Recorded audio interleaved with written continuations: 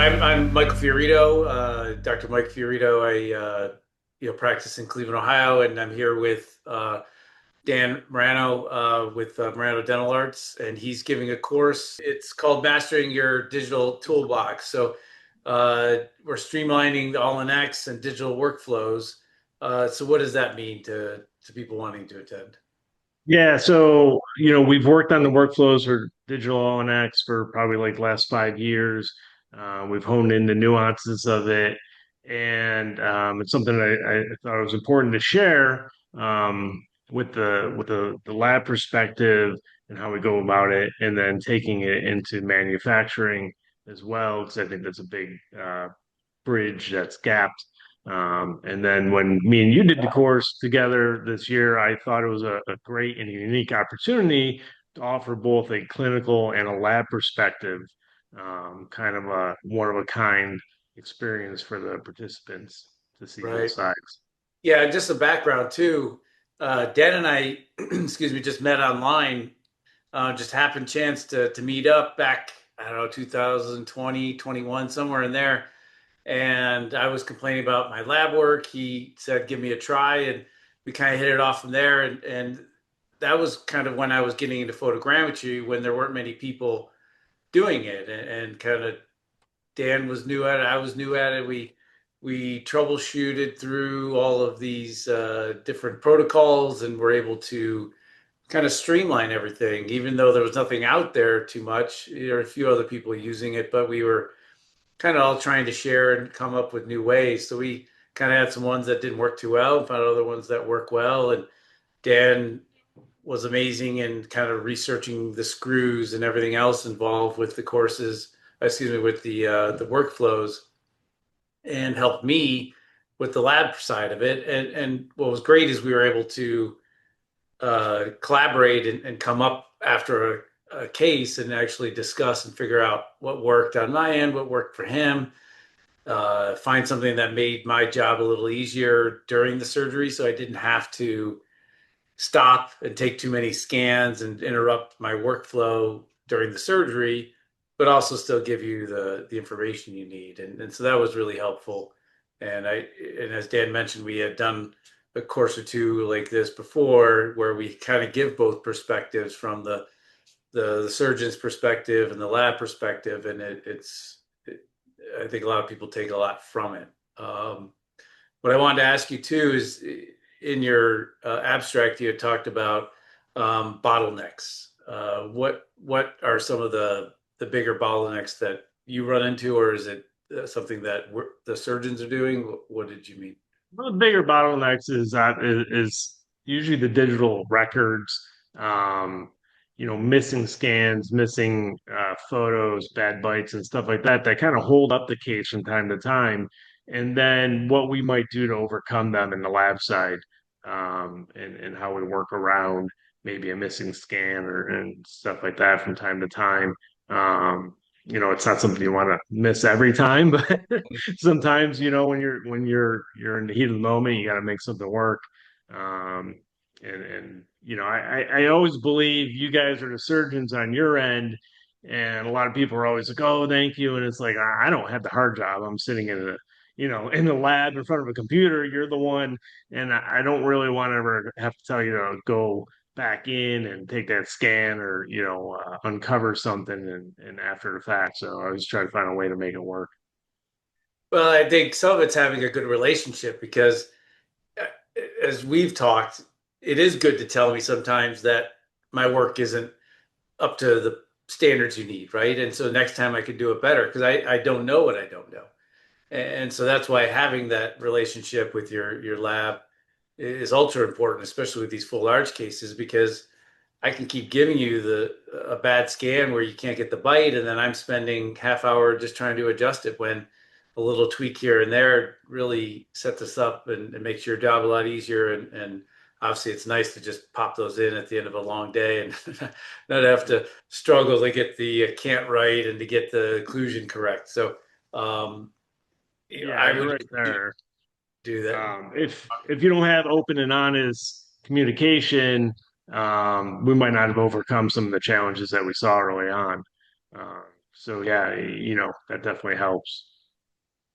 Now, you were telling me earlier that you're getting to be known as kind of the screw guy, right? You kind of know all the ins and outs of these different all-on-X direct MUA screws. What did they mean by that?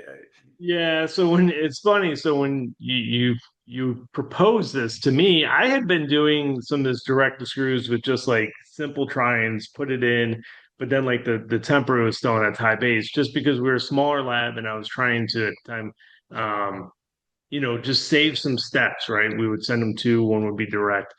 But so I knew some of the problems that were with some of these direct screws. They would crack through the provisionals and stuff like that. But more modern materials were coming out, and you were like, "Hey, we can do this with zirconia." I went to the internet. I found one study at the time, and then I just got addicted, I guess, to all these different screws. And at the time, there wasn't really a full arch screw, and then more screws started coming out. And I was like, well, I need to know. Identified early on that there's trouble with manufacturing these screws, milling. The strategies and tooling wasn't available at the time, so I'd be working on these things all day. So I started just buying packs of them all, making sure that we can mill them all, seeing which ones were better than others. And now it's exploded. People want to know about the screws, the screw guru. They say, yeah, screw addiction. Well, I mean, that's what's great is we're both kind of dental nerds, and it's nice to be able to find someone that's passionate to kind of look into this because it's important. We're doing this every day, and if you don't look in depth, then you never learn and you never get better.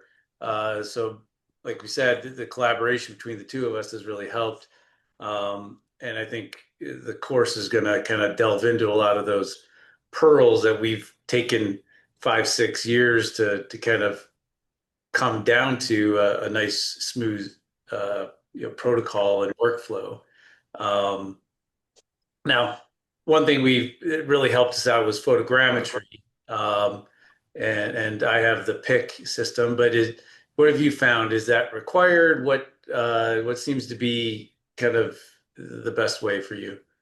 Yeah, early on, a lot of people were asking me, "What do you think?" I'm not so sure, and I saw from my experience with just regular traditional verification jigs and stuff like that, the challenges that those come, and I immediately saw the most of that was overcome, and it worked. People weren't sure if it works, but it works. I think we're beyond whether or not it does and doesn't work.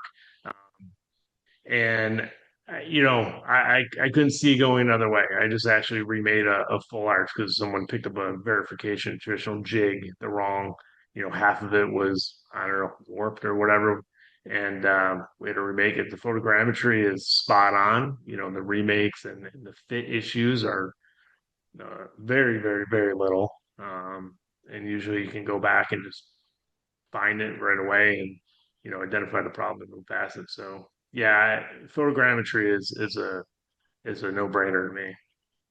It definitely helps. It's a lot smoother, but we've also worked with many different ways, right? We have cases where I can't do the photogrammetry, and we've done some verification jigs and worked through those to figure out the best ways. So for people that are looking to come, right, we're going to hit all those topics and figure out what workflow is going to work with what they have and at their office without having to potentially buy some higher priced items. But there's a lot of other photogrammetry light options as well, right? Yeah. That you with and things that they could uh, still do a digital workflow with.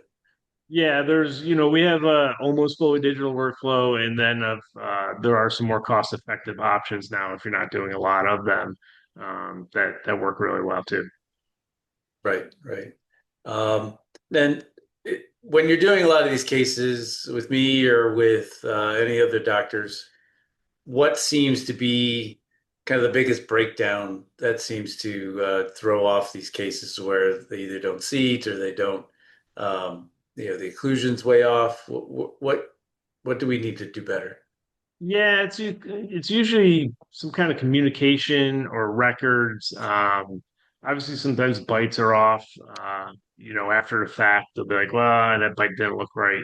But a lot of times it's communication, not you know, uh, letting us know in advance that we needed to open or close the video or um, that kind of stuff. And that really sends the case off sideways, and you got to recover from that. So um, it's a lot of times just that communication and record taking that is the biggest obstacle to start. Because once that initial record's off, maybe then it just gets worse kind of as it moves down the line. Right, right. Um, what do you recommend for people looking for a lab? How are they going to find one that would be able to collaborate with them? Right, it's not easy. You just, uh, I don't think the big labs are going to give them the time to be able to collaborate the way we're talking about. How would someone go about finding a good lab to work with? Yeah, it's usually word of mouth. I mean, I don't really like social media. You don't know what you're looking at or getting, or kind of a maybe it's a smoke screen out there what you're looking at, and then it doesn't kind of turn out. So a lot of word of mouth. That's how we've kind of grown and spread. Um, going to courses and talking to maybe labs that show up to courses. Some of them do, so that usually works out well that way. And just to see if it's comfortable and feels easy to communicate with them. Do they have different ways? Can you email and text and stuff like that? Mm. So a lot of the doctors have my number, so they're just during the surgery, we're going live, and I'm getting messages along the way. Change this, do that. I had trouble here, and we overcome it live. You're not just in Yeah, a no, queue. I know we utilize that, right? We want to make sure that you have everything you need before we dismiss the patient or do whatever to make sure it'll go smoothly. No, that's all very helpful. Now, for people looking to take your course and learn more of this, I guess what's the first step that people are going to do to try to streamline their digital toolbox? What can they do? Um, if you don't have a scanner, obviously get a scanner. I think that's the first thing. A lot of doctors who got their first scanner and did one of these cases was like, well, wow, that was a lot easier. The results are more predictable. Um, so I'd say there to start. The photogrammetry kind of comes down the line. Like you said, we have other options we'll get in but definitely get off of the analog workflow as much as you possibly can. And that's kind of how we like to start because I think the theme of part of this meeting is analog to digital, right? So um, overcoming there is definitely a hurdle in a transition period of going digital and just trusting, right? Trusting that it's going to work. Like you said, sometimes you're seeing that scanner go and you're like, I don't know, and it works, right? So that's what I'd say. Just take the leap into it, take the courses, and follow the workflow and try to stick to it. Right, I agree with you with the intraoral scanner. I mean, those are so universally helpful for just regular crown and bridge and splints and everything else that you can use it for. But for this digital workflow, it's so much nicer not having to use putty and do verification jigs and everything else. And those are relatively inexpensive nowadays compared to a lot of things. And even kind of delving into some 3D printing, right? You can get some good printers that are inexpensive and do a lot with them. So I remember you used to have to scan your putty too. So yeah, we've overcome a lot of that. And the scanners are a big part of that. Technology's kind of caught up with a lot of this. So um, yeah, yeah, for sure. awesome. Now, who's this course geared towards? Who should attend? Is this for the doctors, the assistants, their staff? Who would benefit from taking your course? I think everyone benefits from it.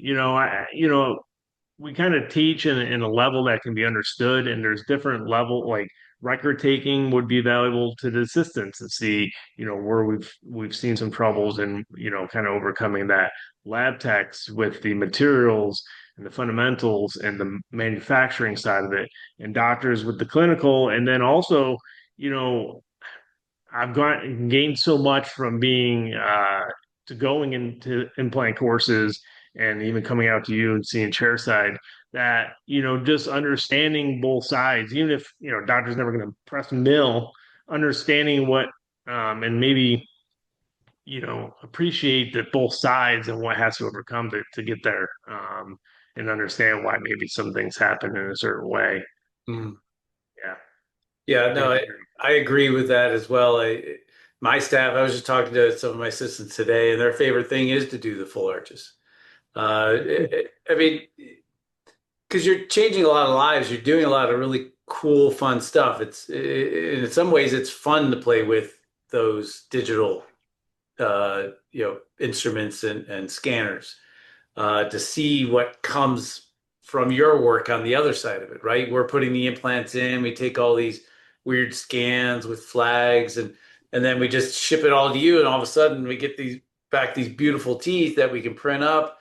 My staff loves printing them and polishing them up and coloring them, so that right they look awesome as soon as you put them in, and then seeing the patients really perk up and some even cry and really appreciate that. So that's the nice part, and you get your whole team excited. So having them there, I think, really helps to carry all the momentum back to the office and get it working.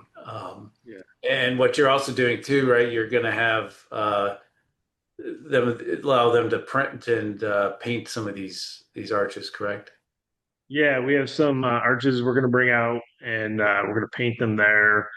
Show you how easy it could be. You see some of these online, you're like, why do they look like they're bleeding, right? When you're talking about beautiful Gingivitis, result, you're right? like, Yeah. you did that whole surgery, and that's what they're walking out with, right? So, it just takes a little bit. It's not very much to make it look a lot better, and that person's jazzed up walking out the door. So, we're going to paint some of those. Maybe we'll even have a little contest. See I who think it's good to have the staff do it. Mine always, like I said, look like they have gingivitis. I put a little too much red, a little heavy-handed. My staff's always much better to paint it in nicely and make it nice and pink and look a little more natural. So, yeah, I think that would be good. Um, so yeah, we're going to be lecturing on all of these workflows Friday morning at 8 a.m. It goes till 12, and yeah, I think everybody would benefit from coming, whether you're experienced in all this or just getting started. We can definitely help everybody. Um, Anything else, Dan? No, yeah, I think we're offering a unique opportunity for anyone who comes. Like you said, it can be, inexperienced, wanting to get involved, lab techs, assistants. I think we have something to offer everyone on both clinical and lab side. Right. As I was saying earlier, you don't know what you don't know. So sometimes when you're experienced, you kind of get stuck in a workflow. But I've even talked to some other doctors that were doing it one way, and we kind of share some stuff, and I can kind of show them we can cut out a whole step, right? We can get rid of this whole scan right in the middle of your surgery, and they're like, "Oh, I didn't even realize that." So it's nice to, even though you've been doing it one way and it works, there are other ways to do it, and hopefully we can show some of those Yeah. at our course. So, yeah, hopefully everybody's there, and it'll be really informative. So, thank you.